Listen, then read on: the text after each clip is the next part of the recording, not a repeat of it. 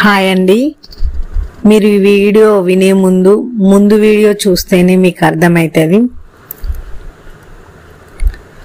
ఈ క్లైమాక్స్ అనేది చాలా బాగుంటది, వినండి.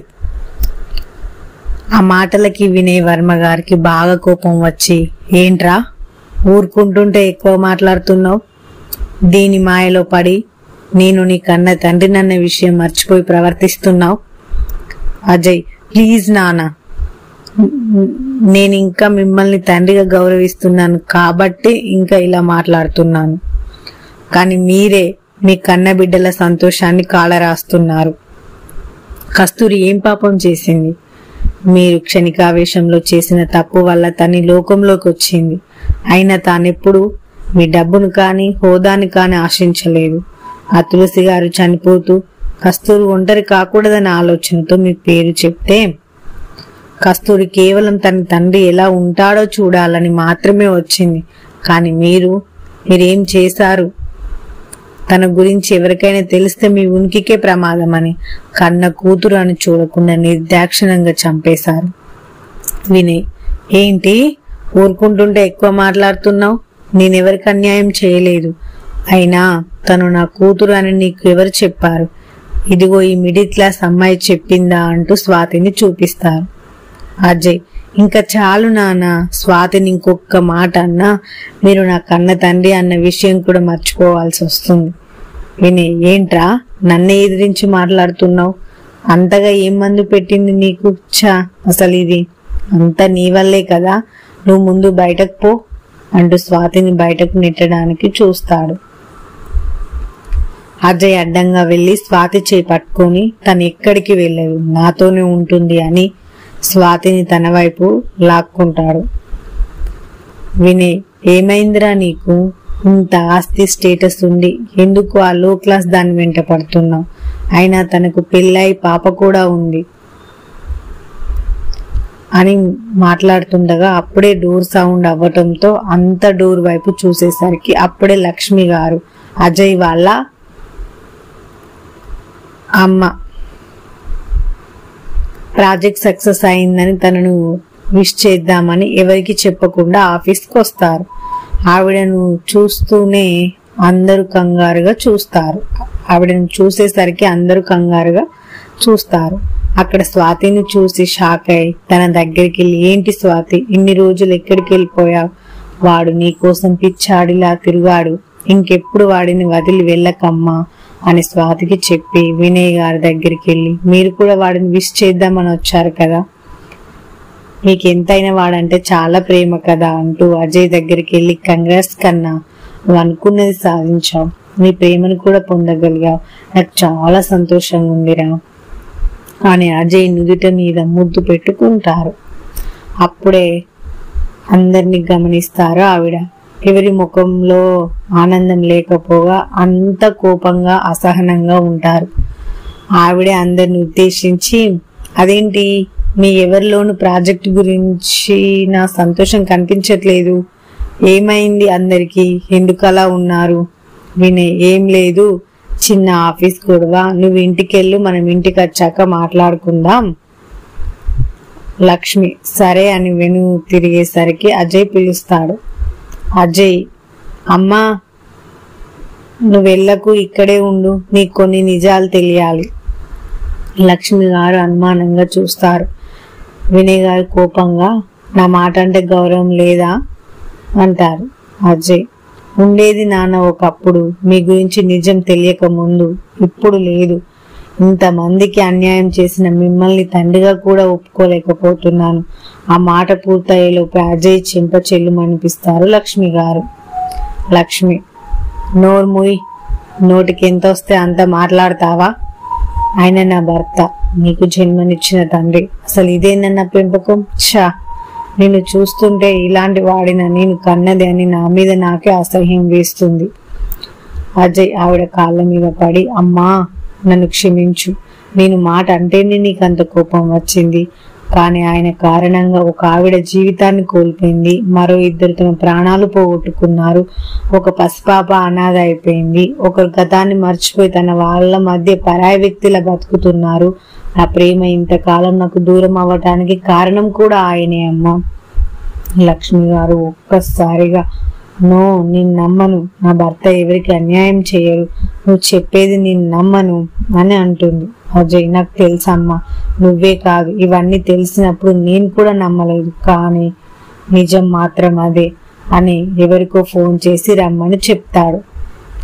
అమ్మా, ఆయన చదువుకున్న రోజుల్లోనే ఒక అమ్మాయిని ప్రేమించి పెళ్లి చేసుకుంటాను అని మాటిచ్చి మోసం చేశారు.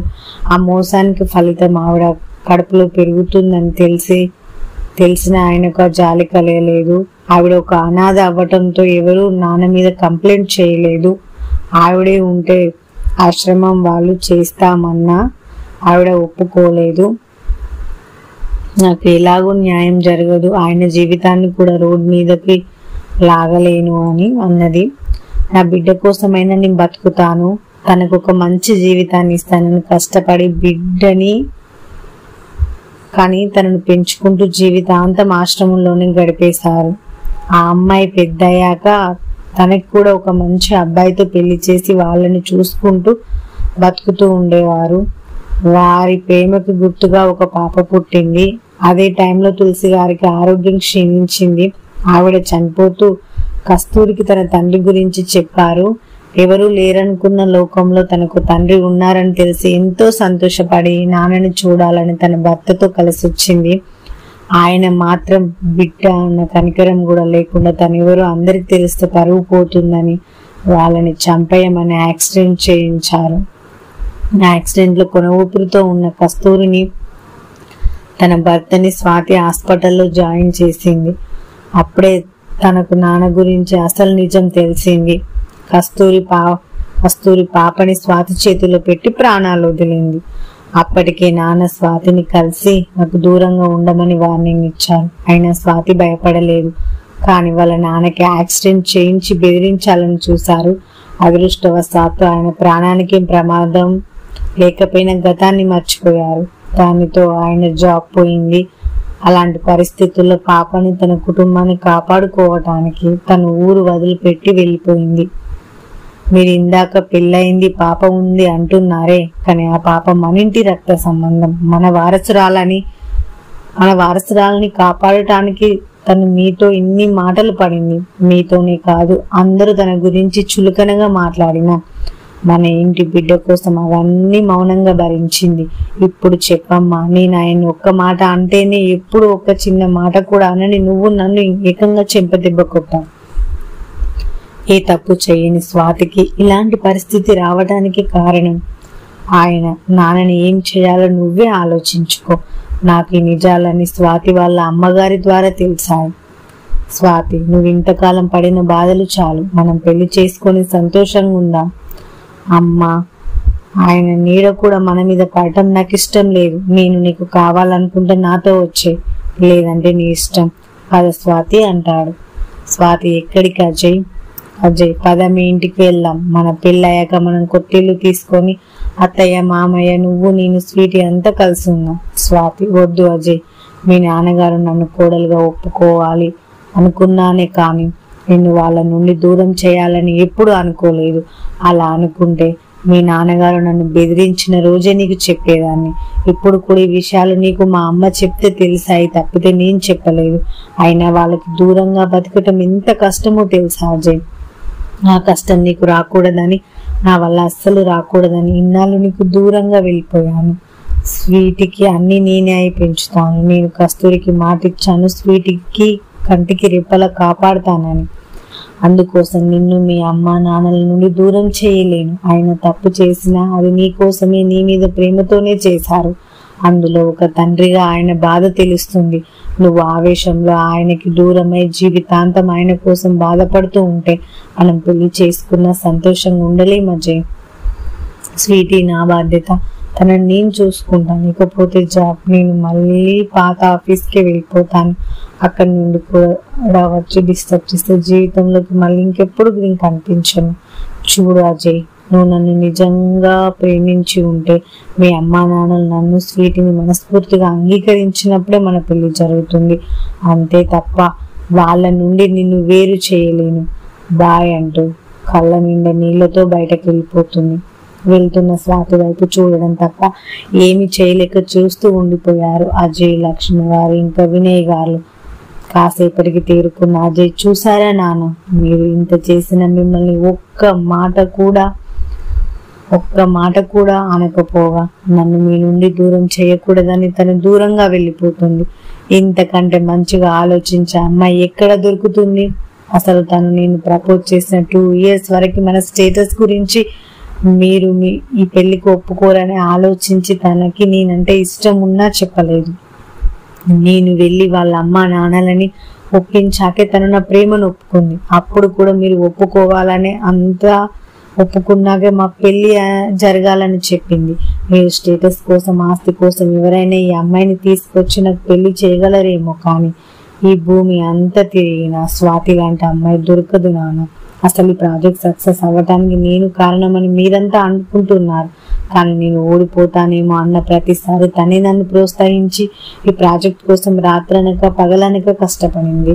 ఇంత చేసిన నా నుంచి ఏమి ఆశించకుండా వెళ్ళిపోయింది. అది నాన్న స్వాతి. ఇప్పటికీ మీరు పంతాలకు పోయి నాకు తనని దూరం చేసి ఎవరినో తెచ్చి పెళ్లి చేస్తే మాత్రం ఇంకో 2 జీవితాలను కూడా నాశనం చేసిన వాళ్ళు అవుతారు. ఆలోచించుకోండి అని చెప్పి అక్కడి నుండి వెళ్ళిపోతుండగా తను ఫోన్ చేసిన వ్యక్తి వచ్చాడు. అజయ్ అతని వైపు చూసి, కస్తూరిని ఆమె భర్తని యాక్సిడెంట్ చేయమని చెప్పింది ఎవరు? అతనికి ఏం చెప్పాలో అని భయపడుతూ వినయ్ గారి వైపు చూస్తాడు. అజయ్ మళ్ళీ కోపంగా చెప్పు అనేసరికి వినయ్ సార్ అని చెప్పి తలదించుకుంటాడు. అజయ్ అతని వెళ్ళమని చెప్పి అమ్మా నాన్నల వైపు చూసి బయటకి వెళ్ళిపోతాడు. లక్ష్మి గారికి ఏం చెప్పాలో ఎవరికి చెప్పాలో తెలియక అప్పటి వరకు తెలిసిన నిజాలను జీర్ణించుకోలేక అక్కడ నేల మీద కుప్పకూలిపోతారు. అక్కడి నుండి ఇంటికి వచ్చిన స్వాతి సుమా గారు పిలిచిన వినిపించుకోకుండా తమ రూమ్కి వెళ్ళిపోతుంది. తన కళ్ళ ముందు అజయ్తో పరిచయం వల్ల భవిష్యత్తులో ఎలా ఉండాలనుకున్నారో ఆ ఆలోచనలన్నీ తన కళ్ళ ముందు కదులుతుంటే ఆ కళలన్నీ కళలు అయిపోతాయేమో అన్న ఊహే తనను కుదురుగా ఉండనివ్వటం లేదు. ఆ కళ్ళు వర్షిస్తూనే ఉన్నాయి. సుమా గారు తనను అలా చూసి కంగారు పడి దగ్గరకు వచ్చి, అమ్మా స్వాతి, ఏమైందిరా, ఎందుకలా ఉన్నావు? అజయ్ ఏమైనా అన్నాడా? అజయ్ అన్న పేరు వింటూనే అప్పటిదాకా అణిచిపెట్టుకున్న బాధంతా ఒక్కసారిగా పెళ్లిబికి వాళ్ళ అమ్మగారిని హత్తుకొని ఏడ్చేసింది. స్వాతి కాసేపటికి స్థిమితపడి, అమ్మా నాకు అజయ్ కావాలమ్మా, అజయ్ తోడుంటే ఇంకెవరు అక్కర్లేదనిపిస్తుంది, కానీ వాళ్ళ నాన్నగారికి నేను నచ్చలేదమ్మా, ఆయనకి ఇష్టం లేకుండా అజయ్ని పెళ్లి చేసుకోలేనమ్మా, అలా అని అజయ్కి దూరంగా కూడా బ్రతకలేను, ఏం చెయ్యాలో అర్థం కావట్లేదు. ఇవన్నీ అక్కడే డోర్ దగ్గర నిలిచి ఉన్న అజయ్ వింటూ ఉంటాడు. సుమా గారు చూసేసరికి సైగ చేసి ఆవిడని వెళ్ళిపోమ్మంటాడు. సుమ, సరే బాధపడకు, అజయ్కి నువ్వంటే ఇష్టం కదా, తనే వాళ్ళ నాన్నగారిని కూడా ఒప్పిస్తాడు. నువ్వు ఇలా బాధపడుతూ కూర్చుంటే ప్రాబ్లం సాల్వ్ అవ్వదు కదా, సరే వెళ్ళి ఫేస్ వాష్ చేసుకో, నేను తినడానికి ఏమైనా తెస్తానని వెళ్ళిపోతారు. స్వాతి అజయ్ చూడకుండా అలాగే ఏడ్చుకుంటూ వాష్రూమ్కి వెళ్ళిపోతుంది. అజయ్ మనసులో, ఎందుకే ఇలా చంపుతున్నావు నన్ను, మనసులో ఇంత ప్రేమ పెట్టుకొని ఎందుకు దూరంగా వెళ్ళాలనుకుంటున్నావు, ఈసారి ఎట్టి పరిస్థితుల్లోనూ నిన్ను దూరంగా వెళ్ళనివ్వను అనుకుంటూ ఉండగా సుమా గారు భోజనం తీసుకొస్తారు. అత్తయ్య నాకు ఇవ్వండి, నేను తినిపిస్తాను. సుమ, బాబు అది. అజయ్, పర్లేదు అత్తయ్య, నేను చూసుకుంటాను, మీరు వెళ్ళండి. ఆవిడ సరే అని వెళ్ళిపోతారు. ఫేస్ వాష్ చేసుకుని వచ్చిన స్వాతి అక్కడ ఎదురుగా అజయ్ని చూసి షాక్ అవుతుంది. నువ్వేంటి ఇక్కడ? ఇది నా అత్తగారిల్లు, నా ఇష్టం వచ్చినప్పుడు వస్తాను వెళ్తాను, ఆయన అడగటానికి నీకేం హక్కు ఉంది? స్వాతి, అజయ్, ఇది ఆటలాడే టైం కాదు, మనం కలవటం అన్నది జరగదు. అజయ్, ఆ మాట నా కళ్ళల్లోకి చూసి చెప్పు. స్వాతి అతని కళ్ళల్లోకి చూడలేక పంటి బిగువన బాధను దాచుకొని తల దించుకుంటుంది. అజయ్ ఆమె తలని పైకెత్తి కళ్ళల్లోకి చూస్తూ, నాకు తెలుసు స్వాతి, నువ్వు నన్నెంత కోరుకుంటున్నావో, నేను కూడా అంతకంటే ఎక్కువగానే నీతో జీవితాన్ని పంచుకోవాలని ఆరాటపడుతున్నాను. మనం పెళ్లి ఆలస్యమైనా పర్లేదు, ఎంతకాలమైనా నీకోసం ఎదురు చూస్తూ ఉంటాను. కానీ నన్ను వదిలిపెట్టి మాత్రం వెళ్ళకు స్వాతి. ఇంకోసారి నువ్వు దూరం అయితే ఈ గుండె ఆగి. ఆ మాట పూర్తి కాకుండా తన చెయ్యి అజయ్ నోటికి అడ్డు పెడుతుంది స్వాతి. అజయ్ని గట్టిగా హత్తుకొని, ఇంకెప్పుడు అలా మాట్లాడక అజయ్, నువ్వు లేకుండా నేను బతకలేను. ఇన్ని రోజులు నీకు దూరంగా ఎంత నరకం అనుభవించాను నాకు మాత్రమే తెలుసు. వెళ్ళను అజయ్, నిన్ను వదిలి ఎక్కడికి వెళ్ళను. ఆ మాటకి అజయ్కి కూడా హ్యాపీగా ఫీల్ అవుతాడు. సరేరా అన్నం తిండు అని స్వాతిని కూర్చోపెడతాడు. అన్నం కలిపి 2 ముద్దలు పెట్టాక స్వాతి ఫోన్ రింగ్ అవుతుంది. ఫోన్ లిఫ్ట్ చేసి సరే వెంటనే బయలుదేరి వస్తామని చెప్పి పెట్టేస్తుంది. అజయ్, నాకు చాలు, నువ్వు కొంచెం తిను అంటూ మరో మాటకి తావివ్వకుండా అజయ్కి తినిపించేస్తుంది.